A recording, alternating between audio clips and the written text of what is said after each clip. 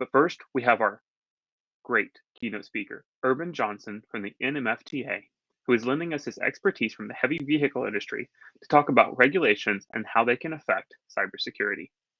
Again, thank you all, and I will now step aside and let him take the show from here. Urban? Thanks, Joby.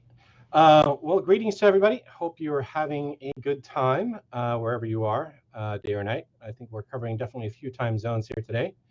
I have to say that I really love the avatars and trying to navigate around this place. It's a little bit like playing a video game. So that was pretty fun. All right, let me see if I can put up the presentation here. And, oh, there we go. All right, looks like it's up and running. So I'm here to talk to you all about how regulations and laws can impact cybersecurity. These are a few of my favorite things that have come out as far as regulations go. And the thing about regulations is they tend to crop up from lots of different places, not just one.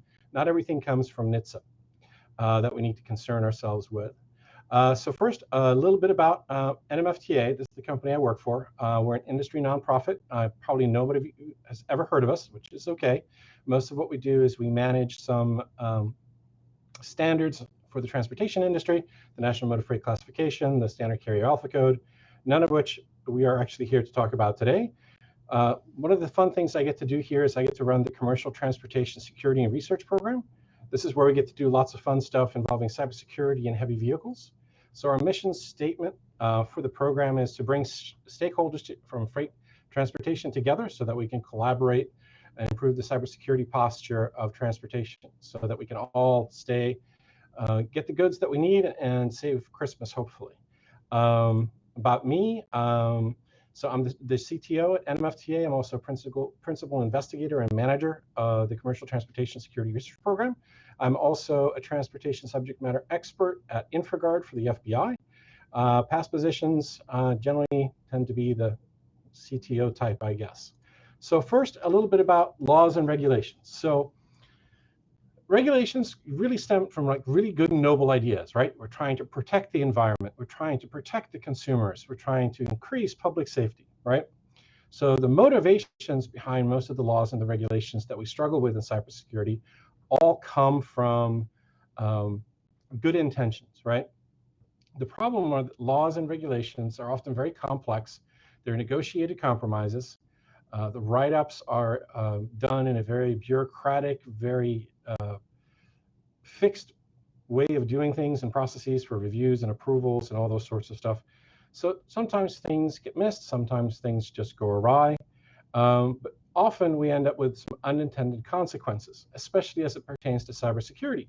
Because a lot of the people who are writing the rules and the regulations that we're struggling with maybe aren't necessarily as familiar with cybersecurity. So what tends to happen and what we've seen lately is that if people don't feel comfortable with their own cybersecurity expertise, they'll tend to skip it and say, hey, you know what, we're not cybersecurity experts, we're not even going to opine on it. Well, that's a decision default of basically leaving cybersecurity out of the regulation. So here are three of my favorite examples right now that should all be familiar with anyway.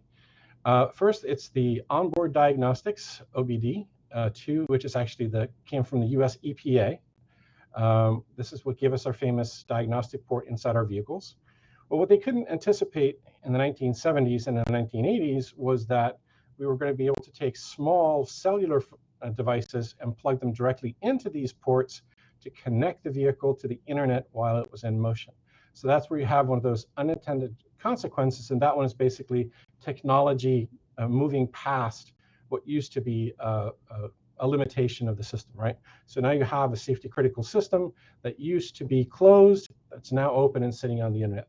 And we've seen several instances of some insurance dongles and other things that have been plugged in there with little or no thought to cybersecurity. Electronic logging devices, which is obviously something that we deal with in motor freight, it was a little bit of a different animal. So it's kind of like mandating that insurance dongle be put in your vehicle. Well, what they wanted to do was they wanted to track the driver's hours, which is good for safety. But what they did was they wanted to get a parameter from the engine for engine hours. Well, that isn't broadcast normally, so you have to write a request onto the CAN bus network to request that data and a few other bits and pieces as well. So on the one side, that's since they mandated that particular data point, any solution would have to have write access to the CAN bus, which for those of us who know something about CAN buses, it could be potentially bad. They also wanted to make it easy to report the information to the state police, so they mandated that the results of some of the reports and diagnostic checks and everything else needed to be sent via the internet. Well, unintentionally, they then basically created internet to CAN bus, a bridge right between the two networks. And I don't think it was their intention in reading the actual guidance. It was just a culmination of different features that people wanted, and you ended up with this CAN bus to internet bridge. Obviously, that creates a lot of problems. Now, the ELD regulations also did not include cybersecurity in their original, when they were originally issued. This is actually one of my favorite examples. When it was originally issued, the quality assurance section of the regulation literally said, insert quality assurance section here. So sometimes these things aren't fully baked. So there was nothing in there about cybersecurity. Since then, FMCSA has issued some additional guidance and some suggestions, but it's still an ongoing issue with these ELD devices. The certification process was a self-certification process that they put in place, so that probably works about as well as everybody would expect it to. The next one, which is really sort of, I guess, an area of contention right now in the industry and amongst consumers, which is the Right to Repair Act, which was just most recently updated. This comes from the Commonwealth of Massachusetts. So in general, to repair your vehicles, that's all fine and good, but now we're talking about vehicles that contain things like lane departure assist, crash avoidance, adaptive cruise control. So the complexity of some of these components are significant and can sometimes be beyond the capabilities of the average consumer. So we're starting to see sort of where the complexity of the technology and the rights of the consumer, you're starting to get into these gray areas where there's a push and pull for control of these things in the name of safety. So we'll see how all that turns out. As a result of some of the Right to Repair Act and some of these access to these systems, is one of the things that we think is going to end up happening is that autonomous vehicles are most likely only going to be available as fleets and not with individual consumers. From in talking to the people that are developing the autonomous vehicles, having a consumer repair an autonomous car just doesn't seem to be a very wise idea, and they haven't been able to figure out how to secure it. Someone may overcome that, but in general, that's sort of where, at least at NMFTA, we think things are going.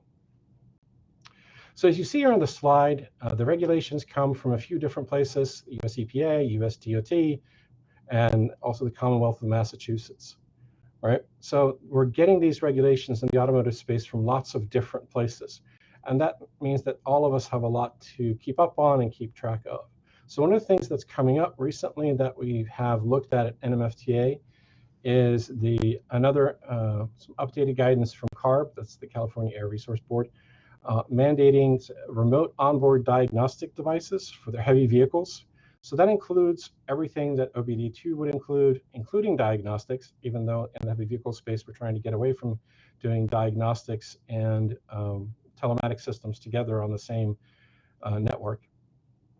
But the requirements there mandate access to the diagnostics on the network.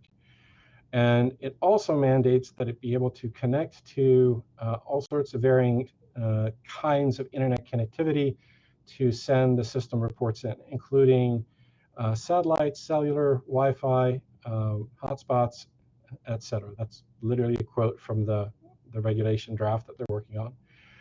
So obviously, from a cybersecurity perspective, for those of us who are in the field, we see all sorts of issues and problems with that, in that you have devices that are connected to the diagnostic port that are supposed to be able to connect to any number of hotspots, Wi-Fi connection points, your local Starbucks, all that sort of stuff. That gets to be a problem. The other thing is when that the cybersecurity requirements and best practices were consciously omitted. This is one of those instances where we reached out and said, hey, this is all fine and dandy, what you're trying to do, but we have cybersecurity to contend with. The answer that we got back was, we get that, but we're not cybersecurity experts, so we're not going to opine on it, which by default then makes it so that there are no cybersecurity requirements included. So those are things to keep an eye on. Obviously, they're going to be causing some challenges for the industry, especially for the heavy vehicle industry. But I think that automotive in general needs to be concerned about these things as well. So what else do we have that's really sort of on the fringe, but that we need to worry about that you may not be thinking about? For us, we're seeing obviously a lot of stuff in the privacy laws and regulations. So you got GDPR, you got California privacy rights, you have Virginia Consumer Data Protection Act. You got everybody's getting in on the business of putting in laws and regulations regarding privacy. Now, I'm all in favor of privacy, very much so, as a matter of fact. So, but all these rights come with implied cybersecurity problems, right? So they talk about the right to delete, the right to access. They talk about data portability. Well, there's some pretty big cybersecurity questions involved in all of that, into actually implementing some of these ideas. So I think this is one area that as an industry, we need to pay close attention to see what kind of things are being put in these privacy regulations, and then making sure that we understand the access control mechanisms that we need to put in place to securely do these things and provide these privacy rights that everybody is looking for. So in all the time that we spent looking at this here at NMFTA, what we found is that interfacing with and coaching with regulators is most often not successful. So a strategy that involves, hey, this is bad, but they'll probably fix it before it gets rolled out, or they'll go back and revisit it now that we've pointed out this flaw. That does not seem to happen much at all. So planning and preparation is paramount. You have to design your systems in such a way that you can deal with changing requirements. That requires robust, agile cybersecurity programs who are designed for resilience. So for those of you who are up on your cryptography, TLS-1 was deprecated a few years ago. And the problem that most of the internet had was that TLS-1 had been hard-coded into so many products and so many parts in the internet that when people tried to disable TLS, it basically broke the internet. People were no longer able to send and receive email. Browsers were failing everywhere. And the reason for that is people had not built in cryptographic agility and resilience so that they can then update that. Now everybody's pretty much learned their lesson, and people are able to deal with deprecating cryptography and to be able to implement and roll out and support new things like TLS 1.3 and things like that.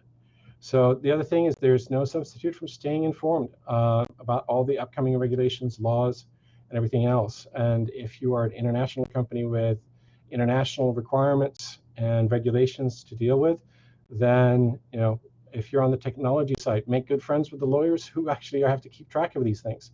And it's important to understand that, make sure that those people who monitor this stuff and those people who implement it are on the same page, and that you communicate with each other. And stay up to date. So I wanted to give a little time for some questions, if there were any. So I'm going to put my thank you slide. So if you want to reach out to me directly, this is how you would do that. Let me see if we click on an icon here, and hopefully I won't disconnect myself. Joby, did we have any questions? Double checking now. I didn't see any on the stage as you were questioning. Just in general, though, from your experience, right, what are some of the, I mean, you talked about the pitfalls, but like if you're looking at some of the compliance, the regulations that are coming out for automotive, like ISO 21434, and then you talked about European regulations like WP29, where they're kind of slated to be these kind of overviewy regulations around the product development life cycle, right? Do you see, well, could you comment on any potential pitfalls that those may have, or I guess that's my Right. question. So a lot of the new regulations that are coming out that you're talking about are process-oriented types of regulations where you have to, it's no different than the ISO type standards that we've been living with for a long time. But it sort of then instills things that you have to go through and the processes that you have to go through. That doesn't guarantee a secure vehicle at the end of the day or a secure component, but it helps increase the chances of success of you getting there by having the proper framework in and around it. And that's really great for large organizations that tend to work with those frameworks and those sorts of things. I have not yet seen anybody willing to go out and make direct implementation type regulations yet. Although that is all, it is possible and feasible that someone will start to do very detailed prescriptive regulations, but that could be problematic because those don't tend to age very well. So I think that what people have been doing so far, should age fairly well, but then definitely I think it's one of those things, just because you implement the process doesn't mean that you shouldn't go back and revisit it from time to time and make sure that you're actually getting a quality product out at the end. Understood. Lastly, got a couple minutes left. Any shout outs? I know obviously your organization is somewhat closed door, but we also like to say if there's any groups out there that are doing excellent work in cybersecurity that we should look towards. Let us know now. Yeah, no, so I have the pleasure of working with a fantastic community with the heavy vehicle front, and one of the big events that we're always involved in is the Cybertruck Challenge, which is where we actually get students to hack on big Class 8 trucks. So that's a very open, well-supported event, so definitely give them a shout out. And if you're supplying components or things that end up in heavy vehicles, that's definitely someplace to check out. Obviously, our program as well. We're always looking to connect with more suppliers and more providers in our space as well, and that's the Commercial Transportation Security Program. So if you want to, find out more about that, you can reach out to me directly. And Awesome. Thank you so much for having me here and give me an opportunity to opine here about some of the regulations. And I think we have some exciting stuff going on that we have to jump through some hoop here fairly soon. All right. Thanks, Urban.